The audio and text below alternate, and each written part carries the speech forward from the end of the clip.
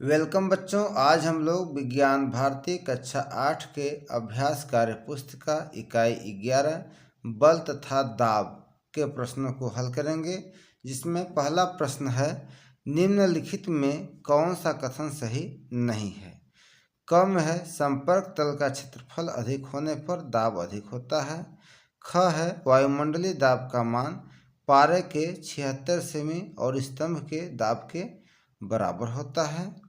ग है football pump की कार्यविधि वायु दाब पर आधारित है। घ है द्रव का दाब बर्तन की पेदी में सबसे अधिक होता है। तो बच्चों, ये क जो विकल्प है यह गलत लिखा है और से सभी विकल्प सही है। क में लिखा है कि संपर्क तल का क्षेत्रफल अधिक होने पर दाब अधिक होता है, जो कि गलत है। संपर्क तल का क्षेत्रफल अधिक होने पर दाब कम होता है। ठीक है ना। प्रश्न 2, एक जल से भरे पात्र में जल की 3 सतह ए, बी तथा सी चित्र के अनुसार है। यदि बिंदु ए, बी, सी पर दाब क्रमशः पीए, पीबी, पीसी हो तो कौन सा कथन सत्य है। तो बच्चों, यहाँ पर आप देख रहे हैं कि बिंदु ए, बी, सी दिया हुआ है, जो कि आप जानते हैं कि द्रव का दाब गहराई बढ़ने के साथ साथ बढ़ता है, अर्थात बिंदु ए पर द्रव का दाब सबसे कम होगा, उससे ज़्यादा बिंदु बी पर होगा और सबसे ज़्यादा दाब बिंदु सी पर होगा। तो हमारा विकल्प सही है, P A less than P B और P B less than P C. ठीक है ना। प्रश्न 3, रिया अपने लिए एक स्कूल बैग खरीदने दुकान पर जाती है। रिया की ज़रूरत को ध्यान में रखकर दुकानदार ने उसे 2 स्कूल बैग ए तथा बी नीचे दिखाए गए चित्रानुसार दिखाए। तो आप देख रहे हैं कि ए बैग की जो डोरी है वह पतली है और बी बैग की जो डोरी है वह चौड़ी पट्टी की है। ठीक है ना। अब आगे देखिए, आप रिया की स्कूल बैग चयन करने में सहायता कीजिए, जिससे वह किताब कापी आसानी से स्कूल ले जा सके। अपने चयन का आधार भी स्पष्ट कीजिए। तो बी, क्योंकि बैग बी में चौड़ी पट्टी लगी है, चौड़ी पट्टी से संपर्क तल का क्षेत्रफल बढ़ जाएगा, जिससे कंधे पर दाब कम पड़ेगा। ठीक है ना। प्रश्न 4, एक स्टील की कटोरी को पानी पर रखते हैं तो वह पानी पर तैरती रहती है, लेकिन उस कटोरी में बालू भर देने पर वह डूब जाती है, ऐसा क्यों। तो बच्चों, क्योंकि स्टील की कटोरी को जब पानी पर रखते हैं तो कटोरी द्वारा हटाया गया पानी का भार कटोरी के भार से अधिक होता है, इसलिए कटोरी तैरती है। लेकिन जब कटोरी में बालू भर दिया जाता है तो कटोरी का भार उसके द्वारा हटाए गए पानी के भार से अधिक हो जाता है, इसलिए कटोरी डूब जाती है। ठीक है। प्रश्न 5 है, एक ही आकार, रंग व आयतन के लकड़ी तथा लोहे के गुटके घन आवली घनाभाकार आकृति में बांधकर अलग अलग हुक से लटकाया गया है। निकट ही पानी से भरा एक कटोरा रखा है। गुटके को बिना स्पर्श किए आप कैसे पता लगाएंगे कि कौन सा गुटका लोहे का है और कौन सा गुटका लकड़ी का है। तो बच्चों, पानी में डूब जाने वाला गुटका लोहे का होगा तथा पानी में तैरने वाला गुटका लकड़ी का होगा। ठीक है ना। प्रश्न 6, द्रव से भरी बोतल में 3 छिद्र चित्र के अनुसार किए गए हैं। छिद्र से निकलने वाले द्रव की स्थिति का अवलोकन करें तथा कारण लिखिए।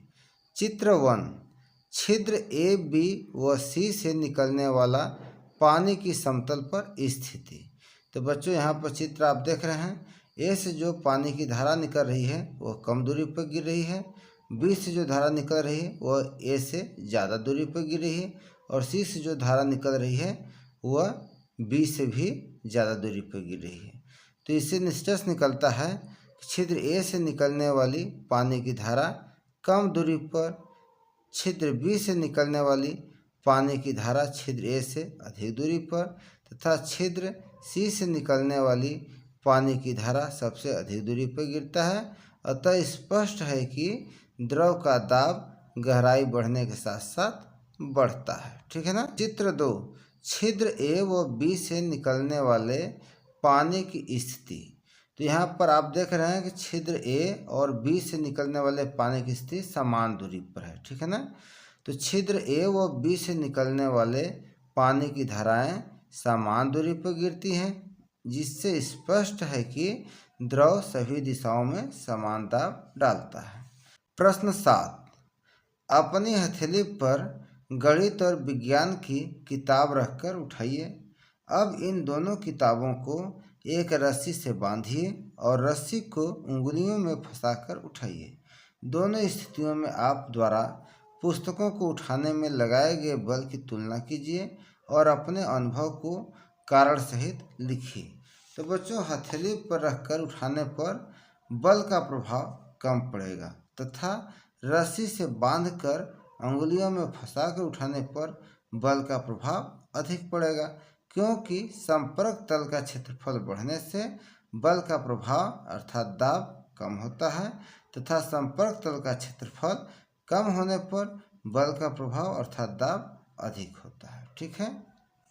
प्रश्न 8, एक ड्रॉपर लेकर उसके अगले सिरे को पानी में डुबोइए। अब इसी अवस्था में ड्रॉपर को दबाकर छोड़िए। ड्रॉपर में चढ़े पानी के तल को देखिए। पुनः ड्रॉपर को बाहर निकालकर दबाइए और दबा कर रखते हुए इसे इस पानी में डालकर छोड़िए। ड्रॉपर में चढ़े पानी का तल देखिए। दोनों स्थितियों में देखे गए अंतर, आवलिक परिवर्तन तथा उसके कारण को लिखिए। तो बच्चों, दूसरी स्थिति में ड्रॉपर में पानी ज़्यादा चढ़ेगा, क्योंकि दूसरी स्थिति में ड्रॉपर के अंदर वायुमंडलीय दाब पहली स्थिति के तुलना में ज़्यादा था। वायुमंडलीय दाब के कारण ही ड्रॉपर में पानी ऊपर चढ़ता है। इसे आप प्रैक्टिकल कर सकते हैं। इसे ऐसे भी समझ सकते हैं कि जब हम ड्रॉपर को वायु में दबाएंगे, बाहर दबाएंगे, तो वायु जो है विरल माध्यम है, तो ड्रॉपर के अंदर का पूरा वायु बाहर निकल जाएगा और जब उसे पानी में डाल करके छोड़ेंगे तो अधिक से अधिक पानी ऊपर चढ़ जाएगा, क्योंकि उसका जगह, जो वायु का जगह है वो पानी ले लेगा। ठीक है ना। वायुमंडलीय दाब ज़्यादा लग रहा है पानी में, वो ऊपर आसानी से चढ़ जाएगा। लेकिन जब ड्रॉपर को हम पानी में रख करके दबाते हैं तो उसमें से पूरा एयर ड्रॉपर का नहीं निकल पाता है, क्योंकि पानी एक सघन माध्यम है। इसलिए जब पानी में दबा करके ही फिर छोड़ते हैं तो उसमें पानी का लेयर कम ऊपर तक चढ़ता है। ठीक है ना। अब प्रश्न 9 है, माना किसी वस्तु का हवा में भार WA है। वस्तु को पानी में डुबोने पर उस पर लगने वाला उत्प्लावन बल WG है। चित्र देखकर सुमेलित कीजिए। तो यहाँ पर आप देख रहे हैं चित्र A है, अर्थात यह दिखा रहा है कि वस्तु का भार उस पर लगने वाले उत्प्लावन बल से ज़्यादा है, इसलिए यह वस्तु डूब गया है। तो यह यहाँ है, वस्तु का भार उस ज़्यादा है उत्प्लावन बल की अपेक्षा। ठीक है ना। और चित्र B देख रहे हैं कि यह डूब करके तैर रहा है सतह को पकड़े हुए ना, तो अर्थात वस्तु का भार उस पर लगने वाले उत्प्लावन बल के भार के बराबर है। तो बराबर वाला स्थिति ये है, WA बराबर WG। तो इसे हम ख से मिला दिए, नहीं ब से मिला दिए हैं। और चित्र C है, यहाँ पर आप देख रहे हैं कि यह सतह पर तैर रहा है, अर्थात वस्तु का भार जो है उत्प्लावन बल के भार से कम है। तो ये है ब। ठीक है ना, जिसे हम C से मिला दिए हैं। ठीक। प्रश्न 10, एक पेप्सी कैन के खाली डिब्बे में 3/4 भाग तक पानी भरकर उसे गर्म किया जाता है। कुछ देर बाद डिब्बे का ढक्कन बंद करके उस पर ठंडा पानी डाला जाता है तो डिब्बा पिचक जाता है। कारण बताइए। बच्चों, क्योंकि डिब्बे के अंदर की वायु गर्म करने से बाहर निकल जाती है और उसका स्थान जल वाष्प ले लेती है, और जब उस पर ठंडा पानी डाला जाता है तो जल वाष्प पानी में बदल जाती है और डिब्बे के अंदर वायुदाब कम हो जाता है। बाहर वायुदाब अधिक होने के कारण डिब्बे पर दाब डालती है, जिससे डिब्बा पिचक जाता है। ठीक है। प्रश्न 12, एक वस्तु का भार 100 ग्राम है। पानी द्वारा उस पर लगने वाला उत्प्लावन बल y है। किन परिस्थितियों में वस्तु पानी में डूबेगी? तो बच्चों, जब वस्तु का भार और उस पर लगने वाला उत्प्लावन बल से ज़्यादा होगा तो वस्तु पानी में डूब जाएगी, अर्थात x ज़्यादा होगा y से। ठीक है ना। वस्तु पानी पर तैरेगी तो पानी पर तब तैरेगी जब वस्तु का भार और उत्प्लावन बल से कम होगा। ठीक है ना। वस्तु का भार x और उस पर लगने वाला उत्प्लावन बल y से कम होगा, तब वह वस्तु पानी पर तैरेगी।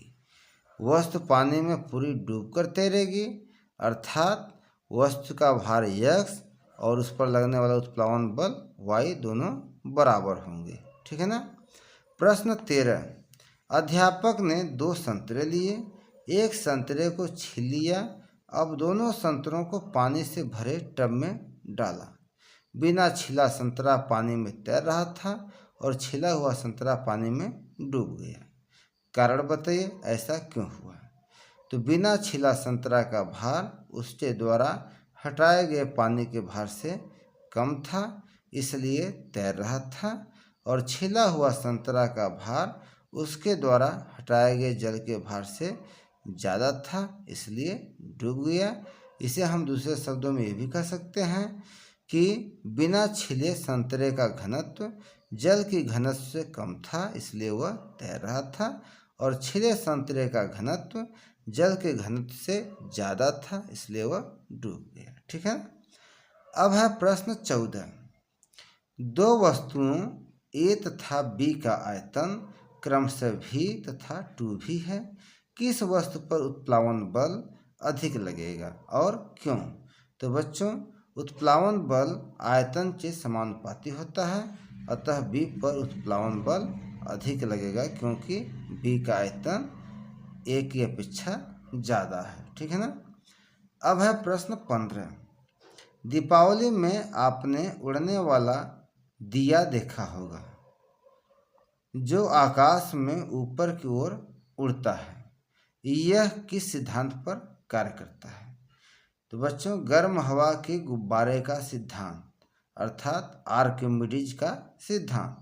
गर्म हवा ठंडी हवा से हल्की होती है और ऊपर उठती है। तो बच्चों, इस तरह से हम लोग इकाई 11 के प्रश्नों को हल कर लिए। फिर मिलेंगे नेक्स्ट वीडियो में। तब तक के लिए आप सभी को बहुत बहुत धन्यवाद।